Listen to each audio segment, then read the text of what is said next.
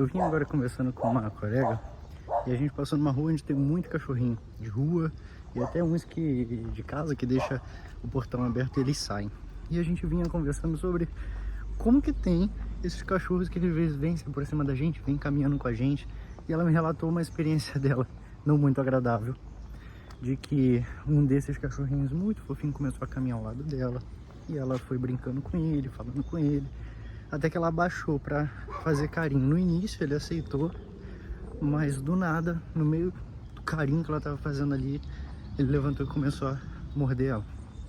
E aí gerou várias complicações, precisou tomar várias vacinas, mas serviu pra gente pensar o seguinte, porque logo em seguida ela falou assim: ah, mas com certeza ele deve ter sofrido muito, devem ter feito muita coisa com ele na rua.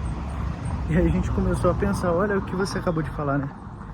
As pessoas, elas, quando a gente leva isso pro mundo humano, as pessoas, elas nos ferem, elas nos machucam, e na maioria das vezes a nossa reação é sempre tentar fazer a mesma coisa, ou a gente é tão ferido, que a gente entende que aquela pessoa é a pior pessoa do mundo, se torna a nossa inimiga.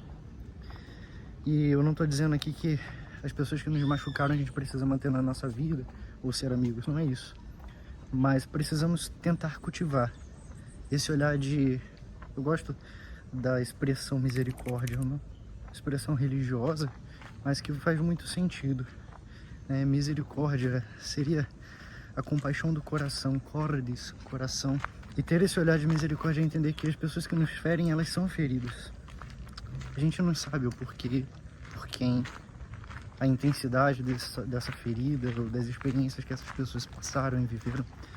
A gente felizmente sabe que elas estão ferindo umas às outras. E o nosso mundo é assim.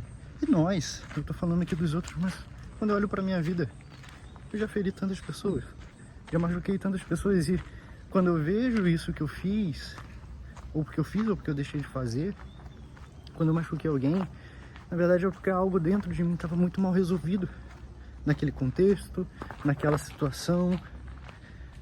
E não é que eu não tivesse outra saída, mas era a pessoa que provavelmente estava mais próxima de mim, que a gente estava se relacionando mais intensamente. Isso serve para amigos, relacionamentos amorosos, família. São essas pessoas que são mais atingidas quando as coisas dentro de nós não estão curadas, não estão resolvidas. Então precisamos ter esse olhar de misericórdia, olhar de compaixão. Ter compaixão uns pelos outros, porque são pessoas feridas ferindo outras. E aí, como eu falei, não estou dizendo que é para manter perto, não estou dizendo que é para manter um relacionamento. Se afaste, cuide de você, tenha carinho por você e também se proteja. Mas essa pessoa não é a pessoa do mundo. Essa pessoa, ela pode ser a vilã da sua vida, mas tem uma outra vilã na vida dela, na história dela. E você precisa, no fundo, psicologicamente falando mesmo, perdoar. Por mais difícil que seja, perdoar. Isso é um tratamento de cura para você, mas também para a história do outro. Para entender que ela não criou um outro vilão. Você, ao perdoar, você não se torna também uma replicadora, um replicador da ferida para outras pessoas. Mas você quebra o ciclo. Isso é muito importante, isso é possível. Acho que acima de tudo é termos coragem de entender que essa postura, ela é uma postura possível.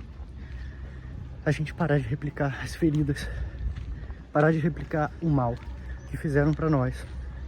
A gente não precisa descontar nem nas pessoas que fizeram e nem em outros inocentes.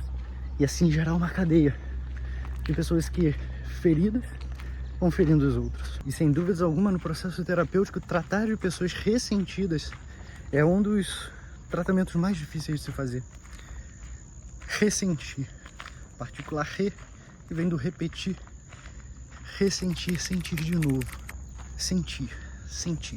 Tudo aquilo que foi vivido, tudo aquilo que foi sofrido, o ressentimento nos faz ressentir, sentir novamente, sem sair do lugar.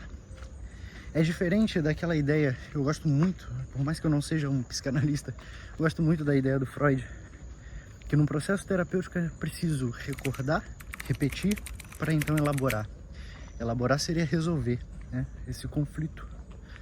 E é sempre a etapa mais difícil se fazer, elaborar os nossos conflitos, as nossas dores, os nossos sofrimentos. mas recordar e repetir é onde nós ficamos mais tempo, é onde mais nos custa, onde é mais difícil. E nós precisamos ter coragem de fazer isso, de viver dessa maneira. E por que é tão difícil tratar de uma pessoa ressentida e de traumas, sofrimentos que ficam no ressentimento? Porque o primeiro passo, talvez com um plano de tratamento, pelo menos daqueles que eu acompanhei e acompanho, a gente tem que começar pelo convencimento. Eu preciso convencer a pessoa de que ela está num ressentimento disfuncional, que não faz bem para ela, e que esse ressentimento faz com que ela se recorde, ela volte lá naquele momento, naquela experiência, e sinta exatamente o que sentiu. Alguns gostam de chamar do gatilho do trauma, mas esse gatilho do trauma, ele ativa toda aquela experiência negativa e impossibilita a pessoa de dar passos para sua melhora, para se tornar funcional nessa emoção, nessa experiência. Então, a partir do convencimento de que ela precisa, sim, voltar. Tem algum vídeo que eu falava aqui sobre o trauma e voltar na experiência do trauma com o terapeuta para fazer esse caminho. Então, voltarmos lá para podermos viver essa experiência de forma diferente. Não mais um ressentimento, mas sentir de uma forma diferente. Sentir aquilo que nós podemos fazer com o que somos hoje, mesmo tendo vivido aquilo. Perceber o que nós somos, mesmo tendo feito o que fizeram conosco. Então esse é o primeiro plano, né, de tratamento. Mudar o olhar sobre esse ressentimento, para que esse ressentimento ele se torne um novo sentir. E esse novo sentir nos dê a possibilidade de dar um novo sentido a partir da forma que a gente vê. E a gente começa a entender a experiência do trauma, do sofrimento, mas de uma forma que podemos viver hoje, com aquilo que somos hoje, com a experiência que podemos fazer hoje. Era isso que eu queria compartilhar com você hoje, nessa pequena caminhada e fruto de uma conversa sobre cachorrinhos. Cachorrinhos de rua que mordem depois de serem acariciados, mas fazem isso por medo, por defesa e por marcas de um passado desconhecido por nós. E tendo compartilhado isso, se fez sentido para você, pensa em se inscrever aqui no canal, se você ainda não é inscrito, para dar um like. Isso vai me ajudar a fortalecer a minha comunidade aqui que eu estou criando. Eu gostaria muito de ter você comigo. Se você pensou em alguém que adoraria e precisaria escutar o que eu estou falando, compartilhe esse vídeo, manda para essa pessoa. Meu desejo maior é sempre alcançar corações, alcançar vidas. E eu gosto muito de tentar viver da forma que o Viktor Frankl falava. Não sei se as pessoas estão escutando agora com esse barulho danado aqui, mas eu vou continuar assim mesmo. O Viktor Frankl dizia que o sentido da vida dele era ajudar os outros a encontrarem o sentido da sua vida. Eu tenho vivido assim, eu quero continuar vivendo assim, e esse daqui é um belíssimo canal para isso. Eu espero que de alguma forma eu tenha colaborado para sua vida no dia de hoje, para sua alma, para te tornar talvez um pouco mais leve, se você precisar de uma ajuda profissional, fazer um caminho psicoterapêutico, de tratamento. Você pode contar comigo, tem alguns horários livres ainda na minha agenda, e será uma honra imensa ter a possibilidade de caminhar com você, conhecer um pouco a sua história e fazer esse trajeto de ressignificação, não mais de ressentimento, de uma vida, de uma história que tem muito para florescer, de uma vida que tem muito para ser vivida ainda. E a sua vida, não esqueça, ela é cheia de sentido. Até o próximo vídeo.